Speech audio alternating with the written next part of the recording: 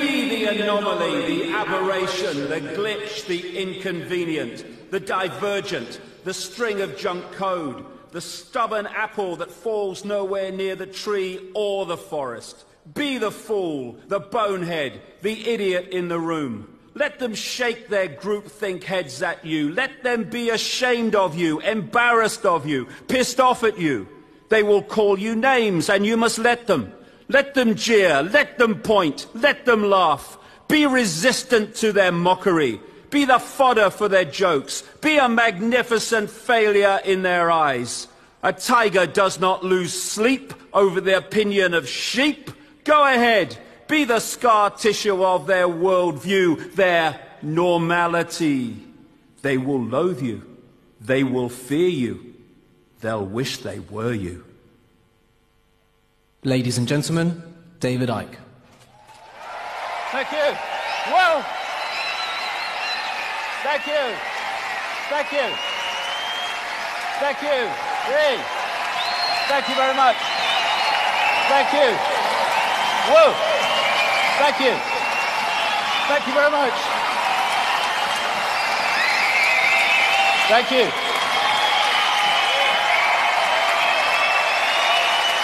Thank you. Thank you. It's like the comedian Peter Kay said, you know, don't peak too early like your dad, you know, said to me. So I've got to follow that for the next 10 hours. Thank you very much. That's great. Well, it's great to be back at Wembley. Isn't it amazing to say back at Wembley when you were a nutter 25 years ago, 20 years ago, 15 years ago?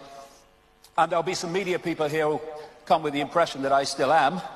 But we're going to talk about that which is beyond the norm, which, of course, will challenge much of the mainstream media, if not all of it. And we're going to talk about awakening.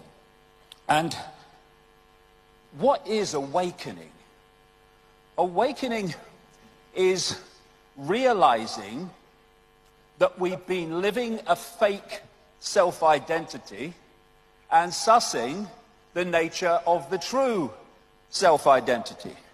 And through the day, there's going to be one heck of a lot of challenging information, because we need to know what we face with before we can do anything about it. But I don't want people to freeze or think, oh, it's hopeless, what can we do? Because in our true state, in our awakened state, we have the power to change anything. We have got into this situation by realizing or not realizing the power we have, by not realizing the true nature of who we are. And we can and we will paint another picture in this generations and generations to come. We will paint another picture. Because that other picture is just a change of perception of self and reality. I am love, you are love, we are infinite consciousness, eternal, all that has been, ever can be. That is as bad as it can get. But from that, I am love. Yeah. You are love. Yeah. We are infinite consciousness. Yeah. The next question comes, what the bloody hell happened? What happened? How did infinite awareness get so confused that it becomes entrapped in this? Quick, honey, he's just said on the news that Osama bin Laden has reincarnated and he's dropping Ebola from a flying saucer. Quick, honey. What will Simon Cowell think? How did we get here? Well, it's a big story and it's a long story, but it's a story that if we know it, we can get out of this nonsense. How do we get into a situation, infinite awareness, all that is, has been, ever can be, where in some supermarkets in America, they put up 3 hands to tell you that's what 15 means at the checkout? How do we get there? And then there's this guy. How do we become ruled by people who say, Wind is a finite resource, and harnessing it would slow down the winds down, which would cause the temperature to go up. Someone voted for him. And then we have a president of the United States, for which it would be you're quite right to say, I would challenge you to a battle of wits, but I see you are unarmed. I mean, I get the feeling in me water that there's something not quite right here, that this can happen. What's gone on? If ignorance is bliss, there must be shitloads of people in paradise. But ignorance is bliss, but only for a while, until they knock on your door and ask for your papers. This is a great line. Mark Twain: never argue with stupid people. They will drag you down to their level and then beat you with experience. And we've all bloody been there.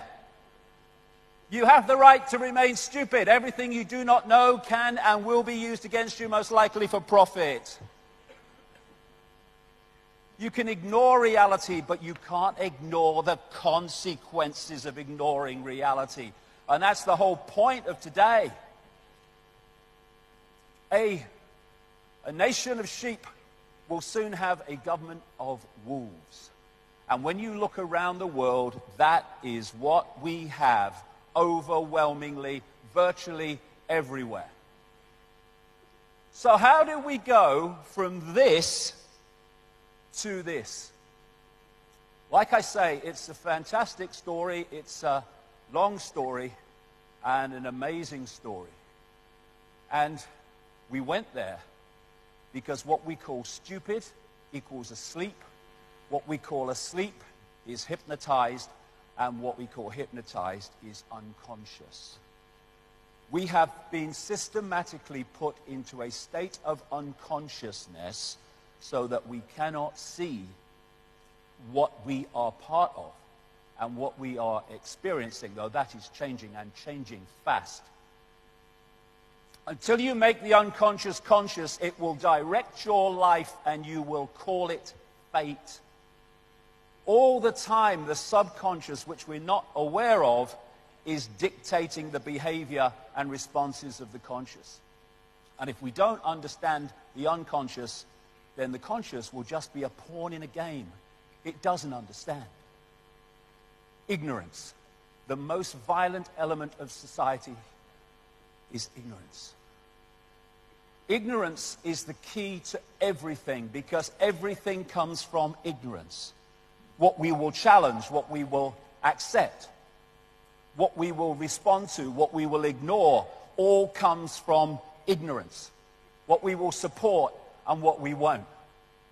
And the idea from cradle to grave is to keep us in that state of ignorance. State schooling is stage one. Actually, it's stage two. Parents putting their programming onto their children before school is stage one if their parents are in that state of mind. But this is the first major program. State schooling decoded. It seems so complex, but all it means is that we're here to program your perceptions throughout your formative years so the state controls your mind for the rest of your life. End of story. And we call it education and learning about the world. No, it's learning about the world that in power wishes us to believe in. And here we go from school and we go into this free society. I'm free, I can do what I like.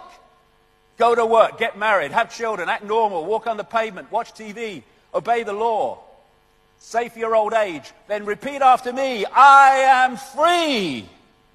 And we keep having to say we're free, and in America they keep having to tell the people they're free every 5 minutes because they might otherwise suss that they're not. Slavery was never abolished. It was only extended to include everyone. And yet people go so out of their way to convince themselves they're not in a state of slavery. This is slavery. But this could be an office where you have to be every morning at 9 o'clock. Otherwise you don't earn the money to survive another month. I mean, spot the bloody difference. Apart from the fact the chickens can't go home at night and watch Simon Bloody Cow, I don't see a lot. Slavery, it works better when you don't tell them. Because then you get no response to the fact that they're slaves because they don't think they are. First stage of disconnecting from slavery, realize you're in a state of slavery. Then you know what to disconnect from. This is great, George Carlin.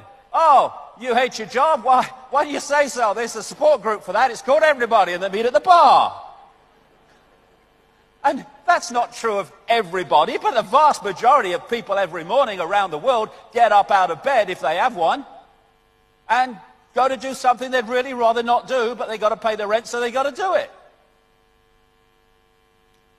They're pissing on us, and we say it's raining. No, we're free. We're free. I've got to vote every 4 years. To vote for different masks on the same face. It's ever so free. Ah, Leonardo da Vinci. There are 3 classes of people. Those who see when they are shown, those who do not see. And this system we call life is designed, again from cradle to grave, to make sure as many people do not see. And that's what I call the perception deception. I call my last book Perception Deception. I can't think of 2 words together that sum up our situation more than that. Because when there's a few controlling the many, you can't do it physically. You can do it physically in a small area. You can't do it physically across the world. You have to program the perception of the people so that they see the world the way that suits you. And from perception, again, comes everything. What I will challenge, what I will support, all of it. What I will see as good, bad, moral, immoral, all of it comes from perception, the point of perception. And that is the stadium on which the control of humanity is played out minute by minute. And it's even in their own quotes. These are 3 major CIA people. William Casey, CIA director, will know when our disinformation program is complete when everything the American public believes is false. The CIA owns everyone of any significance in the major media. William Coley, CIA director. Deception is a state of mind and the mind of the state. James Angleton, infamous CIA operative. It's all a mind game. And if we don't fall for it, we don't fall into the trap of seeing that we are slaves while thinking we're free. And here he is, the personification of frickin' evil. Decade after decade after decade after decade. If he went to jail for his crimes against humanity, A, they would have to throw the key mid-Atlantic, not worth keeping it, and he would have to reincarnate many times to complete the frickin' sentence. It's not a matter of what is true that counts, but what is perceived to be true. Exactly. And if we believe official sources, we are believing what they want to perceive us to be true. And they don't, oh, it's gone off. It'll go on in a minute. They don't call it television programming for nothing. Television programming. Fear Ebola, fear ISIS, fear today, fear tomorrow, fear each other, fear Russia, fear for your kids, fear climate change, fear, fear, fear, fear. Fear everything and then give us your power so we can save you from what we've manipulated you to fear. It's going on day after day after day across the great spectrum of society. It tells you what to wear, what to eat, what to think, what to love, what to fear, who to ridicule, who to condemn. And it makes stupid people famous.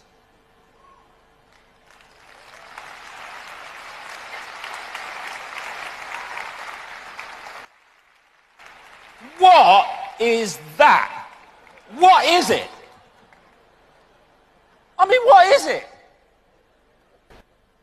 You know, my mother always used to get words wrong. She talked about defective inspectors and snatcher dispel. Snatcher dispel for anyone younger than me. And she'd look at that, she'd say, "Hey, up, Dave, she's twerping." Yes, mother, because she's a frickin' twerp. George Orwell, 1984. Football, beer, and above all gambling filled up the horizon of their minds. To keep them in control was not difficult. And note that, if you watch sport in this country, He wrote that all that time ago. 1948, that book came out. Above all, gambling. The television sport coverage is awash with gambling. Who's that bloke? Ray Winston? Have a bang on that. Nah. I'm a man of the people, me. So lose your money. Nah. God, what bollocks we put up with. Imagine if everyone was this passionate about things that actually matter. What a world we would live in. Ah, jeez. I love football, but Mike, it's a game. They're kicking a bag of wind about. Some very skillfully, some not very skillfully, but it's a bag of frickin' wind. It's a game. They sell us our dreams to keep us asleep. They tell us what success is, so we pursue their version of success, which is more things and more things and more things. You are feeling sleepy. Just watch the watch and live your life as we tell you to live it. And all this together is what the great cosmologist and thinker Carl Sagan called the bamboozle. One of the saddest lessons of history is this. If we've been bamboozled long enough, we tend to reject any evidence of the bamboozle. We're no longer interested in finding out the truth. It's simply too painful to acknowledge, even to ourselves, that we've been taken. Once you give a charlatan power over you, you almost never get it back. Almost never. But we're fricking going to. But that's what it is. It's a bamboozle. It's a mind program. And this state of being, this state of denial, is absolutely crucial to it. This is cognitive dissonance. This is a definition of it. Sometimes people hold a core belief that is very strong. When they're presented with evidence that works against that belief, the new evidence cannot be accepted. It would create a feeling that is extremely uncomfortable called cognitive dissonance. And because it is so important to protect the core belief, they will rationalize, ignore, and even deny anything that doesn't fit in with the core belief. And that's why people that stand out and say things that are different to the norm invariably get attacked, ridiculed, condemned, and all the rest of it, because you're challenging so many. Oh my God, how many core beliefs are going to be challenged today? My goodness me. Getting the Guinness Book of Records for the day's out. Mark Twain, it's easier to fool people than to convince them they have been fooled. Why? Because they don't, understandably, want to realize they've been fooled. But it's a wonderful thing to realize you've been fooled. It's a great gift, because from that point you will not be fooled any longer. It's a wonderful gift. People are embarrassed by it. This is another fundamental aspect of the bamboozle. It's called Stockholm Syndrome. A psychological phenomenon in which hostages express empathy and have positive feelings towards their captors, sometimes to the point of defending them. And this scene from the first Matrix movie captured the Stockholm Syndrome so perfectly. You have to understand, most of these people are not ready to be unplugged.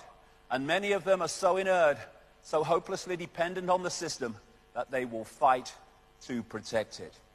And so you have people in uniform who are part of what people term the 99%. Actually, probably 99.9 if you really get to it. And yet they're defending the 1% or the 0.1% from the rest. As Plato said, ancient Greek philosopher, those who are able to see beyond the shadows and lies of their culture will never be understood, let alone believed by the masses, because the program is so strong. But we are starting to break it up. And so throughout history, the lights have been destroyed and dismissed with by the candles all the way through history. And decades, sometimes hundreds of years later, people look back and they go, they killed him, but he were right, wouldn't he? And what do? The same thing in their time frame as they did to them, just in a different way. And they think they're different.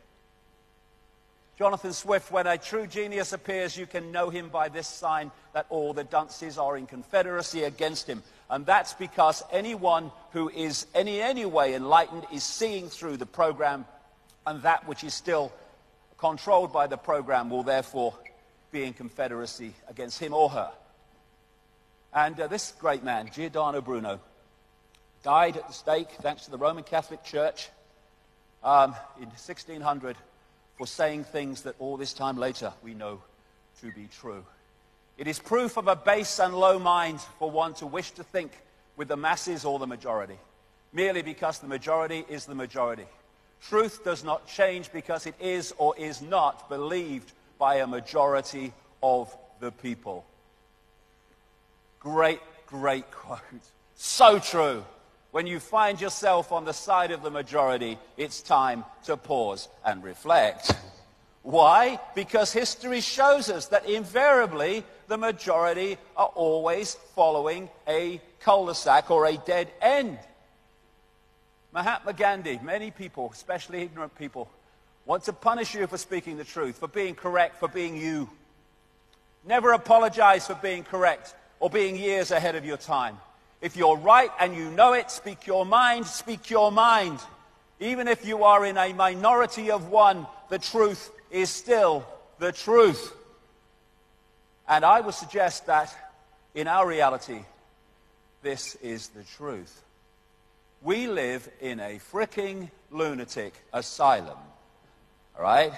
Now imagine that you are born into a madhouse. You grow up in the madhouse. Your parents are from the madhouse. Your teachers are from the madhouse. Your scientists and your academics are from the madhouse. Your doctors are from the madhouse. All of them. The journalists are from the madhouse. Doesn't necessarily need to scan very, very far for that, does it? But what then happens is someone who's not grown up in that situation comes along and says, this is a frickin' madhouse. But to you, the madhouse is normal because it's all you've ever known. And thus, to you, someone saying the madhouse is mad is themselves mad. It's one of the great examples of human inversion, this inverted society. And as this man said, brilliant, birds born in a cage think flying is an illness. What you've been brought up with is your normal, however bloody mad it may be. It is no measure of health to be well adjusted to a profoundly sick society. And that sums up the madhouse. That sums up the madhouse. People who have become well adjusted to a profoundly sick society to the point where they think it's normal. And who runs the institutions of this world? People like that, because of the system that puts them there. It's great.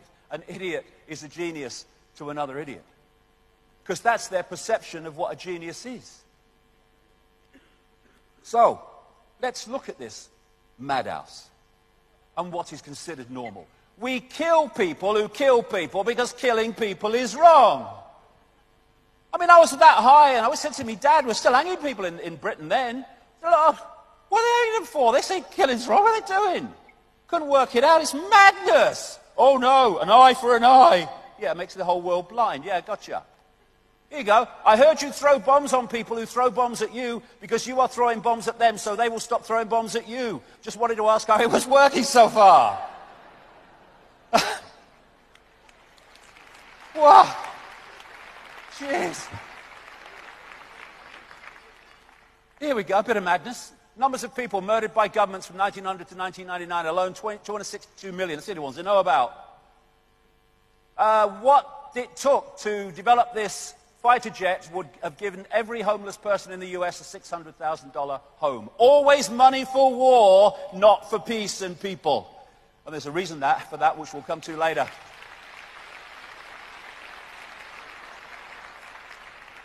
$1,735 billion spent on war in 2012. It would take an estimated $175 billion a year to eradicate poverty. Some say a bit more, but certainly not even close to that. Why? Inversion. It's not something that's a crisis that's natural. It's a scam. There is no need for one single person on this planet to be hungry and to be homeless. No reason whatsoever.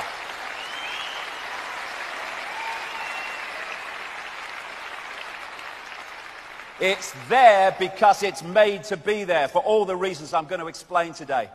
And here we go. Here's a bit of madness. No, it's sanity. It's sanity.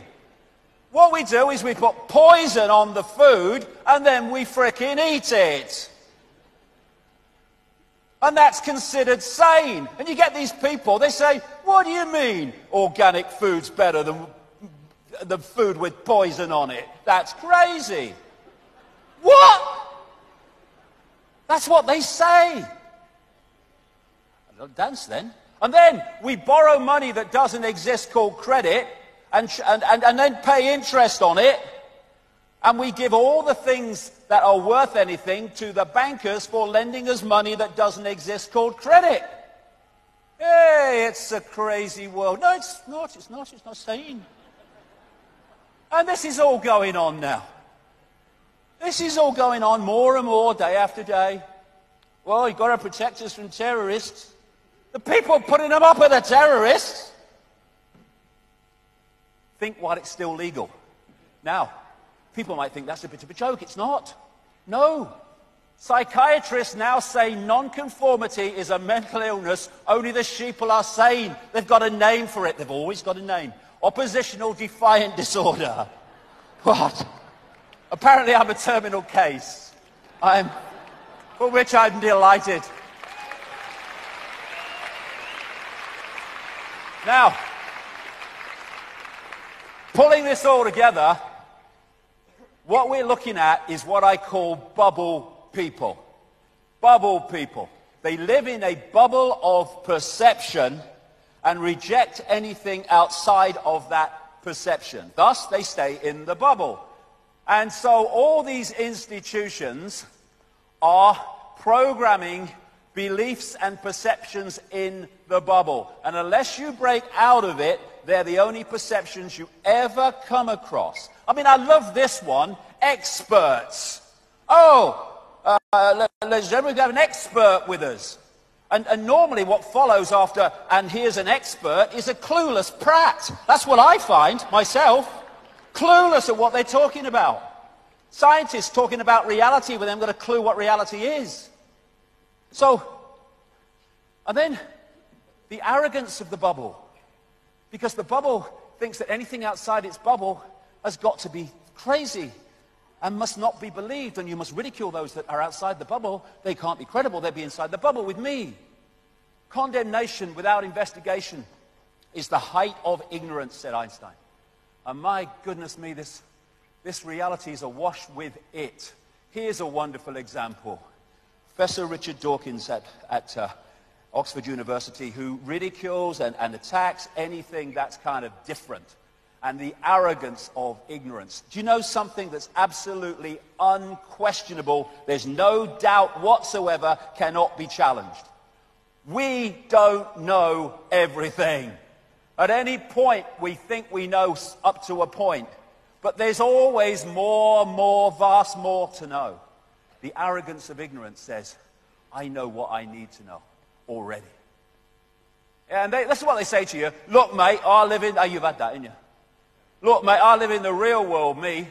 All right, I've got that real world. Go to work, get married, have children, get normal. I am free. That's the real world they're talking about. The real world of human slavery masquerading as freedom.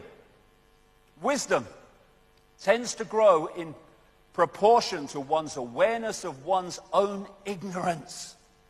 Crucial. Or as Socrates said in ancient Greece, wisdom is knowing how little we know. And that opens the mind to all possibility, knowing that whatever we know, it's a fraction of what there is to know. What if all you ever knew was a lie? What if all we ever knew was a lie? That's extraordinary when you see the tidal wave of information that comes at us by the day. Well, William Casey, CIA director, will know when our disinformation program is complete, when everything that Americans believe is false. Their goal is that everything we believe is a lie, and they're bloody close. Truth is truth even if no one believes it. A lie is a lie even if everyone believes it. Truth doesn't look at numbers, it looks at what is. And I love that line. You see that on news programs. They're talking about a story. They'll say, well, what we know is, and then they'll start to tell you what the government has put out in a statement. That's what we know. No, that's what they bloody said. And what we know, well, what do we know at any point? Until 1929, scientists thought there was only one galaxy in the universe, the Milky Way. Today, they estimate minimum 100 billion. I've seen figures twice that, 3 times that, in estimates by other people. From 1 in 1929. And at that point, they would have said, what we know is. First step to awakening to true self. We know shit.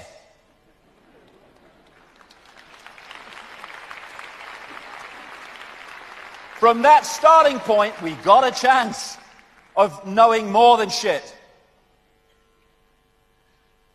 Re-examine all you have been told. Dismiss what insults your soul, and that includes every word I say today if it insults your soul.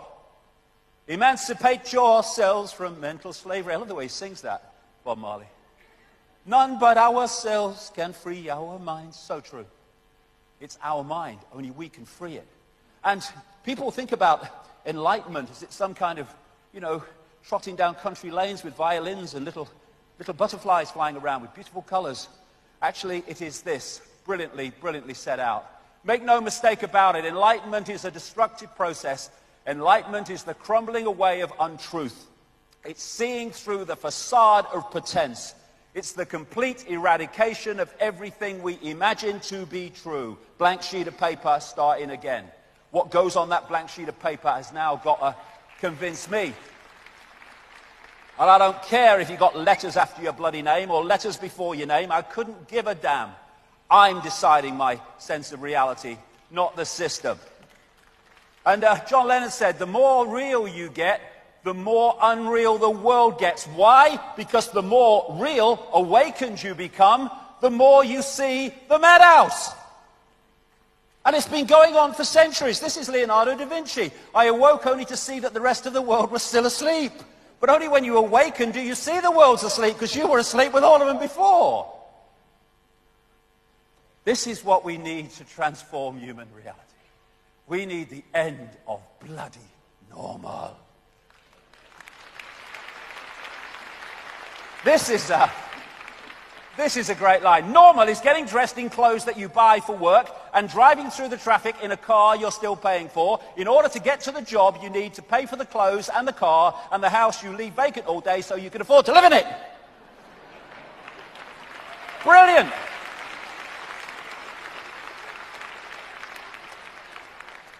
And when one person suffers from delusions, we call it mental illness. When a society suffers from them, we call it normal. Because who decides normal? That which controls the information within the society. There you go. I've just been called normal. I've never been so insulted.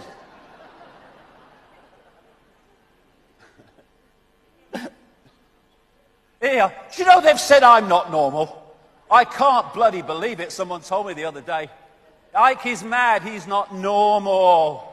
You know my response to that? My response has always been, thank bloody God for that, right? What a relief. A world that's insane thinks I'm mad. Thank you, God. Phew. History shows us that the people who end up changing the world are always nuts until they're right, and then they're geniuses. History is alive with it. As I said in a book years ago, today's mighty oak is just yesterday's nut that held its ground. long enough for perceptions to change. Can you remember who you were before the world told you what you should be? Can any of us remember that? When we're born into a world and from day one we're told who we are, what we should do, what reality is, what we should aspire to, what we should oppose, all of it. Just a program. You know, this is my space. I'll decide what comes into it. And I don't care if you're a parent or a school teacher or a bloody politician, a scientist, an academic. I decide what comes into my space and my reality. Not you. And when we do that, we can start to change. If you sense more, there is more. Yes. It's people get stuck in the mode of thinking. And when we feel something, what does it feel? You can say, well, it feels right. It shouldn't, but it does. This is the true self. This is the programmed self. Know the truth by the way it feels. And that's all I can say today. Because there's, my goodness me, there's so much information coming. But know it by how it feels. And let it run, even if you're incredibly skeptical, which you have every right to be. Let it run and let's see the pieces go and then make a decision at the end. But how does it feel? Not how does it perceive from my belief system. Awaken, awaken, awaken. Awaken from the program.